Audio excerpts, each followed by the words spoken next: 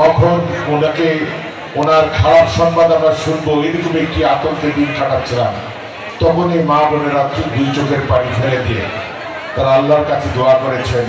অনেক মা বোনেরা রোজা করেছেন, তারা বিভিন্ন মানত করেছেন।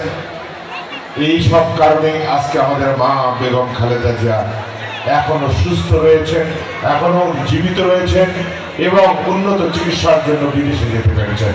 এই জন্য আমরা জোরে করতালি দিয়ে আমাদের মা বোনদের জন্য আমরা ধন্যবাদ কৃতজ্ঞতা জানাচ্ছি যে এই যে আপনাদের নিঃস্বার্থ সমর্থন, নিরঙ্কুশ সমর্থন, এ কারণে বিএনপি রাজনীতি আজকে মাথা উঁচু করে থাকে সবসময়।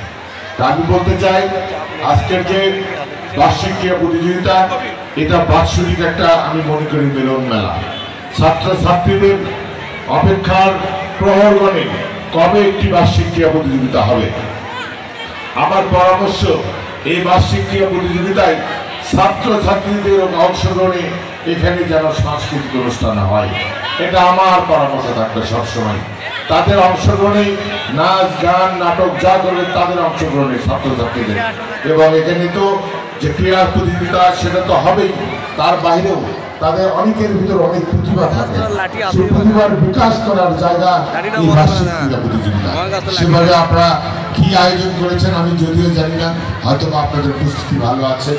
আমি শুধু বলবো লেখাপড়ার উন্নত পরিবেশ, লেখাপড়ার উন্নত পরিবেশের জন্য আমাদের ছোট বোন খাদিজা খাতুনকে দায়িত্ব দেওয়া হয়েছে। আর এক বোন সাত ভাই চাম্পা বলেন একটা কথা, আমাদের সাত ভাই চাম্পা খাদিজা খাতুন সবগুলো ভাইয়ের একটি মাত্র বোন আজকে এখানে দায়িত্ব পালন করেছেন। আপনারা সবাই খুশি হন নাই? সমস্ত মহিলা, বিপুল সংখ্যক নারী সমাজ এখানে উপস্থিত। আপনাদের প্রতিনিধি হিসেবে এই 131 বছর বয়স এই প্রতিষ্ঠানের এই প্রথম একজন নারীকে এখানে সভাপতির দায়িত্ব দেওয়া হয়েছে। এটা আপনাদের জন্য গর্বের বিষয়, নারী সমাজের জন্য গর্বের বিষয়। এভাবেই এই দেশ, এই সমাজ এগিয়ে যাবে ইনশাল্লাহ। আমি মনে করি এই প্রতিষ্ঠানে এখন শুধু একটাই কাজ হবে, সেটা হলো এই প্রতিষ্ঠানের শিক্ষার পরিবেশ উন্নতি করা। এখানে কিভাবে আরো বেশি সংখ্যক ভালো শিক্ষক নিয়োগ দেওয়া যায় এবং মেধাবী শিক্ষক নিয়োগ দেওয়া যায়, সেই প্রক্রিয়া তারা করবে, ভাষার উন্নতি করার জন্য তারা কাজ করবে।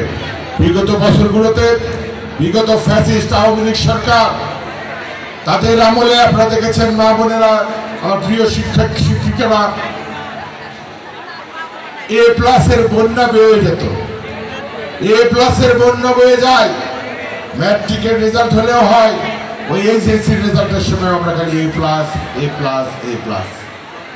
এর যে কি মর্ম, কি যোগ্যতা, কে ভালো ছাত্র কে খারাপ ছাত্র আমরা কিছুই বুঝতে পারি না, সবাই A+। এটা তো হতে পারে না। A+ হওয়ার জন্য যোগ্যতা অর্জন করতে হবে। কিন্তু বিগত সরকার চেয়েছে, তারা চাচ্ছিল যে 100 জন পরীক্ষার্থীর 100 জনই A+ পায়। সেটা তো নয়।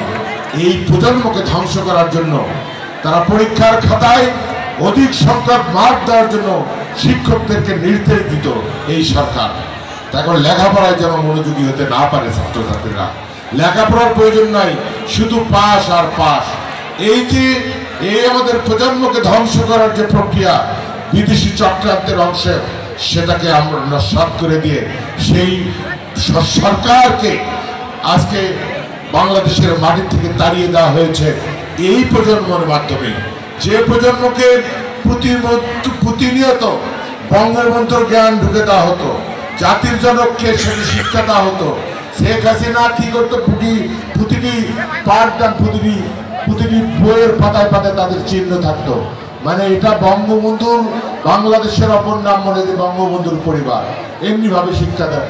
আমরা তো ভেবেছিলাম এই প্রজন্ম বোধহয় বঙ্গবন্ধু বা আওয়ামী লীগ ছাড়া কিছু বুঝবে না, অথচ দেখলাম এই প্রজন্ম, এই দামল সন্তানরাই রাস্তায় বের হয়ে এই সরকারকে পদত্যাগ করতে বাধ্য করেছে।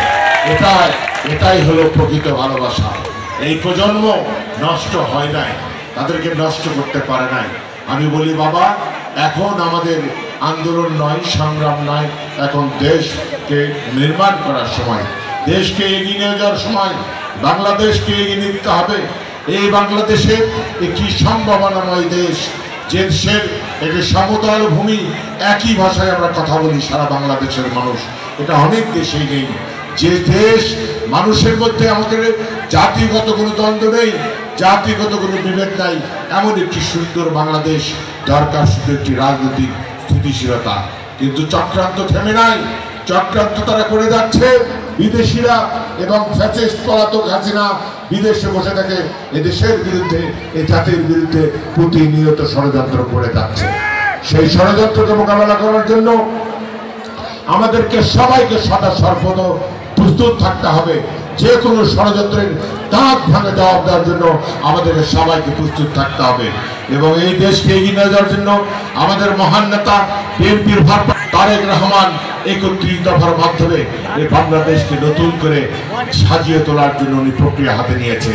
যে বাংলাদেশে থাকবে শিক্ষা বান্ধব বাংলাদেশ, যে বাংলাদেশ থাকবে দারিদ্র্য মুক্ত বাংলাদেশ, যে বাংলাদেশ থাকবে নিরক্ষর মুক্ত বাংলাদেশ, দুর্নীতিমুক্ত বাংলাদেশ, সন্ত্রাস মুক্ত বাংলাদেশ, ইসলামের পক্ষে একটি বাংলাদেশ, এই ধরনের একটি বাংলাদেশ তৈরি করার জন্য কাজ চলছে। আমরা শহীদ জিয়ার সৈনিকরা সেই অগ্রযাত্রাকে এগিয়ে নিয়ে যাচ্ছি। আমি বিশ্বাস করি এই সদরের মাটিতে আমরা যারা বসবাস করি, আমরা সংখ্যাগরিষ্ঠ মানুষ ধানের শীষকে ভোট দেই, বিএনপিকে ভোট দেই। আমি বিশ্বাস করি আগামী জাতীয় সংসদ নির্বাচনে এই আসন থেকে শহীদ জিয়ার পরিবার থেকে যে নির্বাচনে এখানে অংশগ্রহণ করবে তারেক রহমান অথবা খালেদা জিয়া, তাকে আগামী দিনের প্রধানমন্ত্রী হিসেবে আমরা দেখতে চাই। আগামী দিনের প্রধানমন্ত্রী হবে আপনার আমার নির্বাচিত এমপি, আগামী দিনের প্রধানমন্ত্রী ইনশাআল্লাহ। আল্লাহ পাক যদি কবুল করেন। এই বিল্ডিং, এই প্রতিষ্ঠানের যে সমস্যাগুলি রয়েছে, অনেক বড় এলাকা, এখানে অনেক বড় বড় বিল্ডিং হওয়ার সুযোগ রয়েছে। এখানে 4 তলা 5 তলা বিল্ডিং হবে ইনশাআল্লাহ, 4 তলা 5 তলা বিল্ডিং হবে।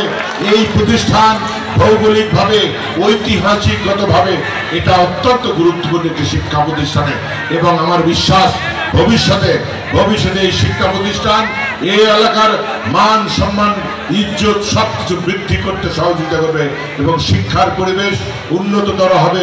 এবং এই শিক্ষা প্রতিষ্ঠানে একদিনে এখানে ভর্তি হওয়ার জন্য প্রতিযোগিতা করতে হবে, সুপারিশ করতে হবে, তদবির করতে হবে, সেরকম একটি প্রতিষ্ঠান এখানে গড়ে তোলার জন্য সবাইকে কাজ করার আহ্বান জানিয়ে আজকের এই বার্ষিক ক্রীড়া প্রতিযোগিতার সফলতা কামনা করে সবাইকে ধন্যবাদ এবং কৃতজ্ঞতা জানিয়ে আজকে সবাইকে সালাম জানিয়ে আমি কথা বলা শেষ করছি। সবাইকে সালাম, আসসালামু আলাইকুম।